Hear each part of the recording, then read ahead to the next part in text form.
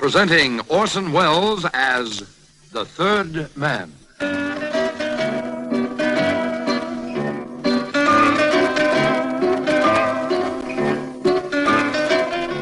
The Lives of Harry Lime. The fabulous stories of the immortal character, originally created in the motion picture The Third Man, with zither music by Anton Karas. One late afternoon a couple of years ago, a plane was sighted about 70 miles out of the Orly airport in Paris. It was a private plane of medium size, and nobody was in it. Nobody at all. The plane, keeping its course steadily toward Paris, was flying itself. Why was it empty? Who had been flying it? And why and in what circumstances had they left it? Well, thereby hangs the tale.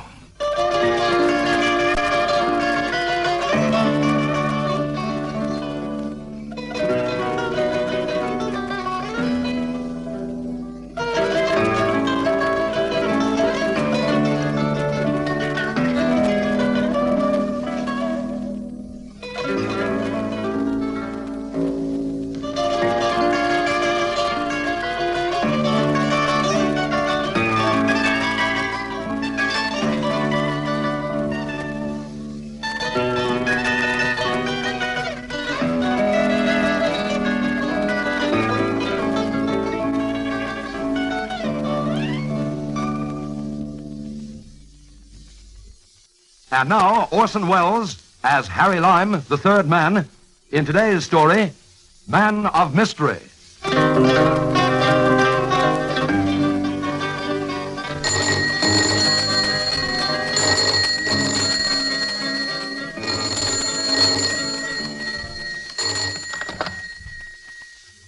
Monsieur Gregory Arcadine, calling Monsieur Harry Lime. Yes, Harry Lime speaking. One moment, please. Hello? Hello, this is Gregory Arcadian. Yes? I am at the Hotel de Cap in Antibes. Come and see me tonight. I have a job. Well, I'm in Vienna. Well, there isn't a plane out of here until Saturday. I am sending you mine. Your what? My private plane. This is Arcadian speaking. Oh? Gregory Arcadian. You know who that is? Yes, I think so. You think you know who is Gregory Arcadian? My friend, that is wonderful answer. More wonderful than you guess. I see you soon, Mr. Lime, yes? After dinner tonight. Hello? Hello? Oh, yeah.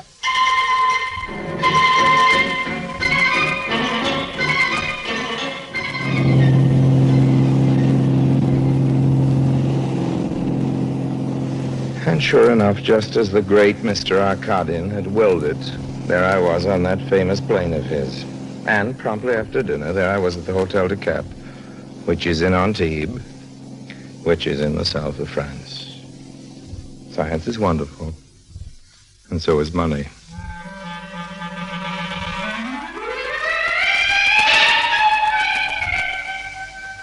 You're waiting to see my father. Was your father Gregory Arcadian? Yes. Well, that's who I'm waiting for. Mr. Lime, I am completely in my father's confidence.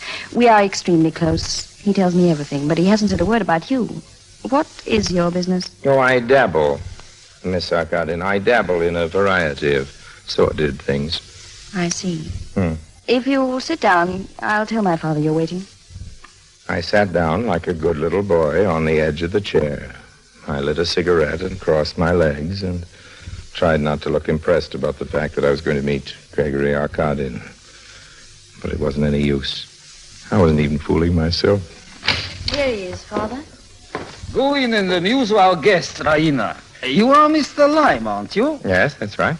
I've heard many things about you, Mr. Lime. I've heard many things about you, Mr. Arcadian. What exactly have you heard about me? Go on, I have my reasons for asking. Well, everybody knows you're one of the richest men in Europe, Mr. Arkadian. You're supposed to have big interests all the way from Denmark to the Belgian Congo, but you... Well, for one thing, you've never been photographed. I do not like to be photographed, Mr. Lime. Well, that's okay with me, Mr. Arkadian. I think you are starting to make fun of me. No, I'm waiting for you to start making some sense, Mr. Arkadian. You are a crook, Mr. Lime, but Well, now- I see you are a tough crook, not a little sneak thief. Tell me, did you ever hear of something called an intelligence check? Intelligence check? Yes, I think so. Doesn't that mean some sort of check by an intelligence service in the army or something on a man's past? Isn't that what it Some is? sort of. No, it's not some sort of checkup. It is, as you would say, the full treatment, the works. Oh, yes. They are very thorough, these army people from the intelligence service. They turn up the carpets, they look under the wallpaper. Which army is this, Mr. Arkadian? Your army, of course. Who else is planning those air bases in Portugal? Oh, really, old man? I wouldn't know. It's an allied operation, but the U.S. Army must approve all contracts. And I understand, Mr. Lime, that all bids are examined not only on their own merits, but also on the merits of a man's record in the past. This is their famous intelligence check. Okay. Now you're beginning to make a little sense. You want the contract for building these bases, and you're afraid of an investigation, so you want to hire me to help you cover up a few items that might not show up so nicely on your private file. Are you telling me or asking me, Mr. Lime? I'm guessing. Well, guess again. No, let's play something else. How about Pachisi or Lotto? I am not playing games, Lime. I am hiring you for a job of work. A minute ago, Arkadian, you called me a crook. It's a cinch you've got a touch of larceny on the brain, or you wouldn't have called me in. What's the offer? $10,000. Tax-free, old man? You can have it in gold, in Liechtenstein. Well, that's a nice offer, Arkadian. I'll have to know who it is you want killed before I give you my final reply. You are to kill nobody. You are to cover up nothing. You That's are good. to perform no illegal acts whatever. No, Mr. Lime. I am not hiring your so easily adjustable conscience. I am buying your knowledge of the continental underworld. Oh. And that is all. I want you to make an investigation and prepare me a report. What do you want to know about? I want to know about me. You? Yes. It is on the subject of me I want you to make that report, Mr. Lime. I want you to investigate me. Well, okay, Mr. Cotton, but just what is it you're afraid they'll find out? I swear, Mr. Lime, I wish I knew. Well, there must be something. You wouldn't be so worried, and I guess you figure if I can't smoke it out, the FBI isn't likely to either, but still, Let me tell you a poetic little story. Okay, old man, if you insist.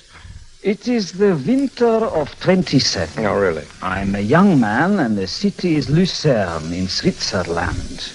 I have only the suit I was wearing and a wallet with 200,000 francs, Swiss francs. It was with that money that my present great fortune was built. Yes. Well, The stages, Mr. Lime, the stages by which I erected myself into the position of one of the richest men in the world may be traced. They call me a man of mystery in the newspapers, but really all of that story can be pieced together and checked. Yes, I'm sure, but... Mr. Lime, what happened before the winter of 27? What's for you to tell, huh? Where did I come from in my one suit? Who was my family? That's my real secret, Mr. Lime. I don't know who I am.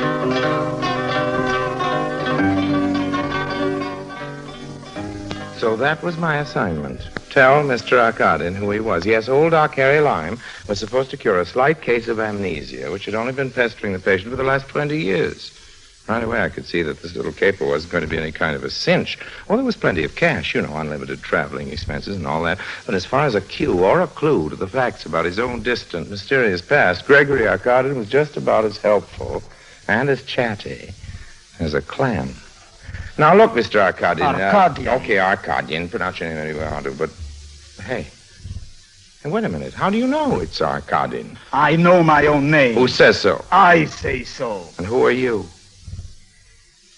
That's what I am paying you to find out, Mr. Lime. Exactly. So what makes you so sure about your name? Maybe it's really the name of a town or a candy bar you happen to be eating. Maybe it's the name of the man you murdered. You think that's how I got the money, Mr. Lime? By committing a murder? Mr. Arkadin, I don't know how you began, but I know the best way to begin finding out. How's that? Isn't it obvious, old man? By assuming the worst.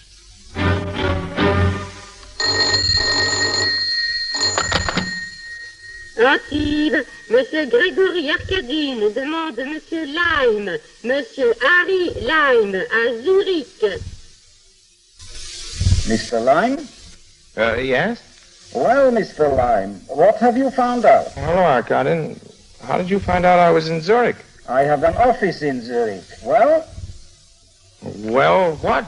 You heard me. What have you found out? Who was I? Where did I come from? What, You came from Warsaw. What's that? Warsaw. What's that? Well, I said you came from Warsaw. That's in 27. I'm not sure where you came from originally, but your tailor thinks that... what? Your tailor, the one who made your clothes when you first came to Zurich. He's dead.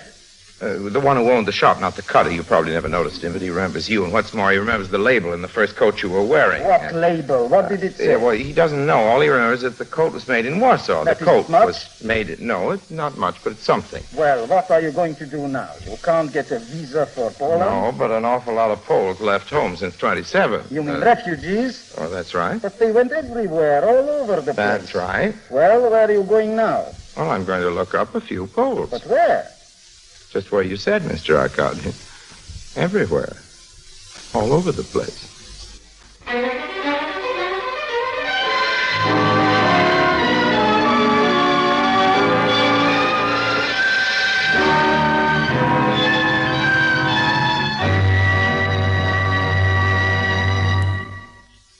Harry Lime returns in just a moment.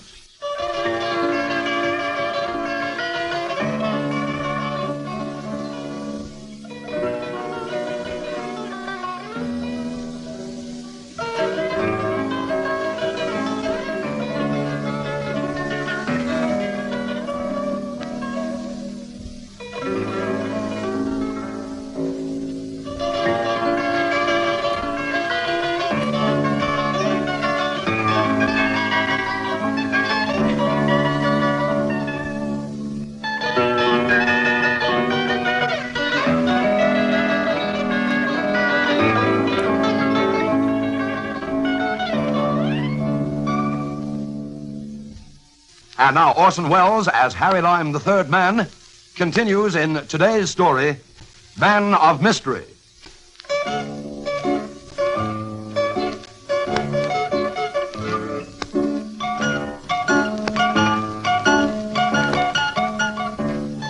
And now here I am in Paris, in Maxine's. Now, I'll spare you all the sordid details. What matters now is that my dinner companion is a vendeuse at a couturier's, which means her profession is helping Jacques sell all those dresses of his. She is Polish, this dinner companion of mine, a refugee. And this is partly because I am closing in on that section of the population, and she is also a very classy dish, indeed. That section I'm closing in on. The name is Baroness Nagel, and by this time we're leaning across the empty coffee cups, making eyes at each other. I'm enjoying myself, you know. I didn't think I would. Go ahead. Enjoy yourself all you want to. I'm on an expense account. Do you mind if I ask you a rather personal question, No, I Baroness? don't think so. I'd like you to tell me something about the criminal underworld of Warsaw. For a couple of years, Mr. Lime, and only because my family needed the money very much. Yes, I I was know that attached is, to the Warsaw police. The police? I think I was helpful. Imagine. But the truth is, I was only used on one case as a sort of wooden duck. How you call it, a decoy. There were several of us, all working to break up the gang of a certain criminal called Sophie. Sophie, huh? It was all frightfully sordid. yes, One I can isn't imagine. a brute, but still one was glad actually to be useful in breaking it up. It was a pity the leader was never caught. So the leader, Sophie, never got away. What was her full name, Sophie? Does it really matter? Well, it might, yes, quite a lot. She's been married since. Oh, do you know the man's name? I will look it up for you. Apparently she's very respectable now and has nothing to fear. Well, I thought they were very strict about people with criminal records in Argentina. Yes, not Argentina. No? And, not Brazil, Mr. Lime. No? And do not imagine you can trap me so easily. You know what? I'll bet you a couple of $100 I can trap you, Baroness. Let's make it 500. That's more sporting. 500. Well, 300. That's sporting enough.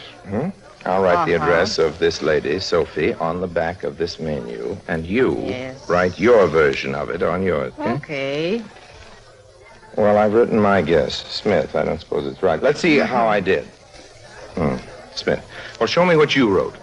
I would like to see, first of all, the stakes. All right. 1, 2, 300, 3.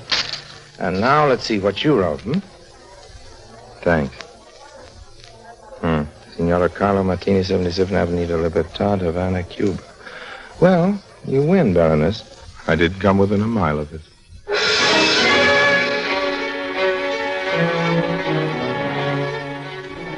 The next day, I was on my way to Cuba. And a little time after that, I was in my room in the hotel in Havana. It was after midnight. Yes? Just a minute. Hold on. Mr. Recording calling. Okay. Hello? How are you coming, Oh, Lloyd? fine. I couldn't be better, Mr. Arcardin. Got the goods on you. What? Well, the dirt, all of it. That's what you wanted, wasn't it? How you mean dirt? Well, I know all about before 27. What? Before 1927. I know what you were up to in Warsaw. In Warsaw? Can you prove it? Sure. What's your room number? Maybe you didn't understand. I'm in Havana. So am I. I said Havana. I heard you. What's your number? 208. I'll be right down.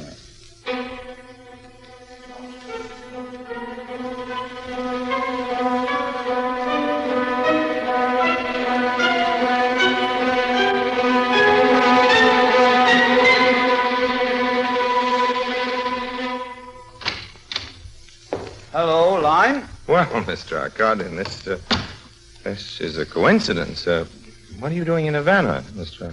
Arcardin? I had some business to attend to. What's your news? I was just writing out a full report, but if you like, I can boil it down to the essentials. Boil it down. Sophie Wyszynski is living. She's married bigamously, and her real husband, a character known as Oscar, is blackmailing her. What of and it? Oscar's a hophead. He takes heroin in large doses. What's that got to do Well, I with managed me? to lock Oscar away for a few days in a shack outside of town. I didn't give him any junk, and after a while he started talking. He talked quite a lot, Mr. Arcardin. It's all going down in the report. Never mind the report. What did he say? Well, okay, I'll give it to you, since you're asking. There were 7 members operating in the gang headed in Warsaw by Sophie Wyszynski. 3 of them are dead. 2, Andre Block and Jacob Hescherles, are behind the Iron Curtain. Oscar, I've told you about. Well, that leaves 1 more. His name was Akim Athabadze. And in 1927, Athabadze absconded with some of the loot of the gang. The gang never found him, but I have another source, and I'll tell you about that later. But I've managed to trace Mr. Athabadze to Zurich, where he changed his name. Does that mean anything to you? Why should it? I'm supposing I should tell you that the name he took was Arkadin. Gregory Arkadin. You'd have to prove it. I can. You're positive? Positive. You spoke of sources. Who are they? Well, it's very involved, Mr. Arkadin. I'm tired. I'd rather put the whole thing down in an orderly way in my report. And when will that be? Well, I'm leaving Cuba tomorrow, and then I'll have all the facts assembled in Paris, and I'll put it down by the end of the week and give it to you. I see. I hope you're mistaken, Mr. Lime. It would be a terrible thing if what you tell me is true. I'm not mistaken. Well, whatever happens, say nothing of this to my daughter. Absolutely nothing. Do I have your word on that? Of course. I wonder if you could possibly guess what an awful thing it is. To have only a conscience. A conscience. And no memory at all.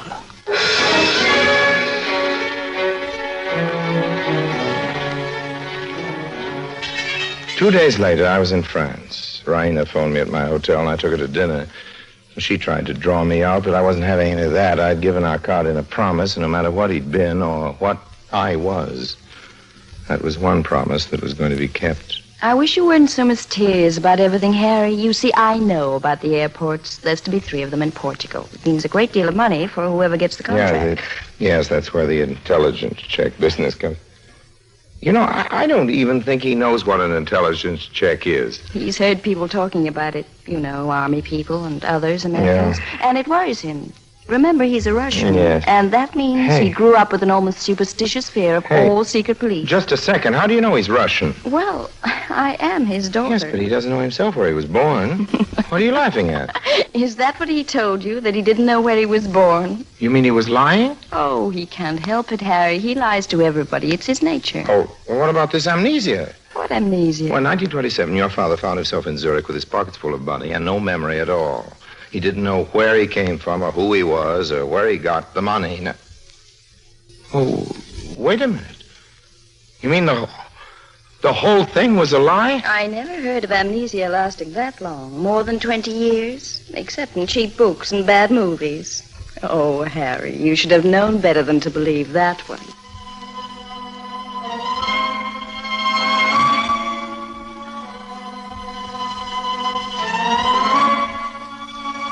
So he'd been lying.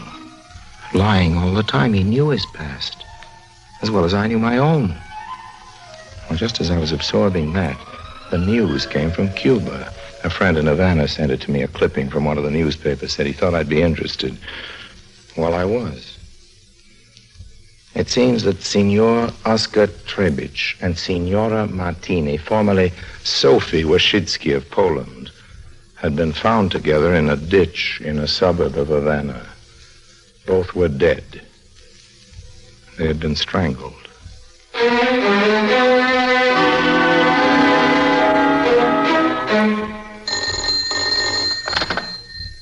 Yeah?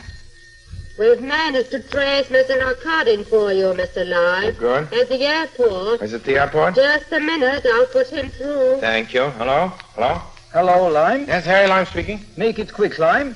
Traffic's just cleared me. I'm flying my own plane, and if I don't take off right away, I won't get into Paris before dark. What do you want? Well, they found Sophie and Oscar. What's that? Oscar, Mr. Arkadin. Oscar and Sophie. Remember Sophie? She used to be your girlfriend back in Warsaw when you were working for her as a white slaver and dope smuggler. Oscar was her husband. They were found dead in a ditch, Mr. Arkadin. In a ditch near Havana. They'd been strangled. What about it? Well, I know why you did it. You... Lime, listen to me. I'm paying you money. Big money. I'll even raise the sum. I'll see you in Paris. No, I'd rather not see you, Mr. Arkadin. I'd rather not be strangled and left in a ditch. Well, then, what do you propose? Well, I propose to tell your story, Mr. Arkadin. The whole story. Remember, I have the proof. We'll see about your proofs. I'm an important man, Lime. Not a little crook like you. Nobody'll believe you. Well, I'm sorry, Mr. Arkadin. I'm really very sorry. But I've already found somebody who does believe me. Who? Who believes you? Nobody that matters. You forget who I am. Well, you're the father of Raina, Mr. Arkadin. I told you I was sorry, but I had to save my life. You mean you told Raina? Yes, Mr. Arkadin. And she believed you? Everything. Everything except the murder of Sophie and Oscar. She thinks it may not have been you who did that, and of course I can't prove that it was, but if I should be killed now, Mr. Arkadin, that would be proof enough, wouldn't it? Wouldn't it, Mr. Arkadin?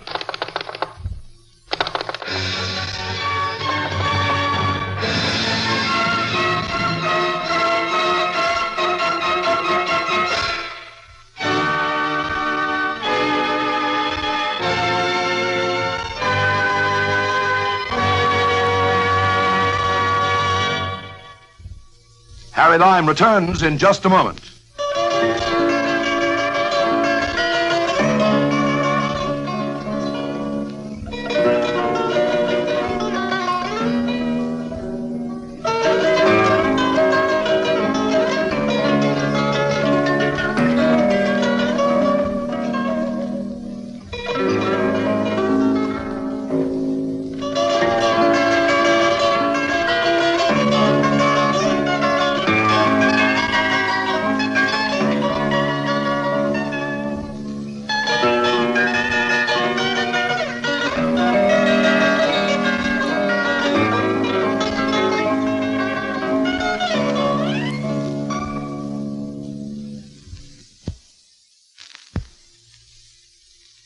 And now, Harry Lime.